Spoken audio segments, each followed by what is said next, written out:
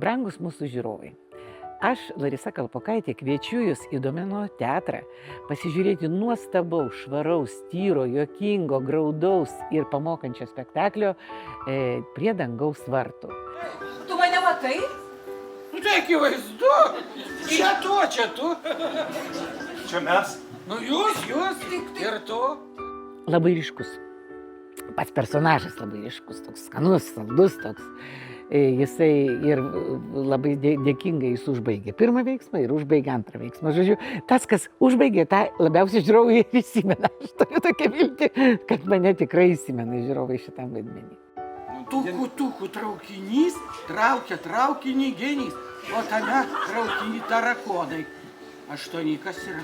Aš šitą spektaklį rekomenduočiau visiems, nuo 8 metų vaikų, kurie jau pradeda suvokti, kas yra teatras, kad yra vaidyba, iki 80, iki 90 metų visiems jis tinka visiems.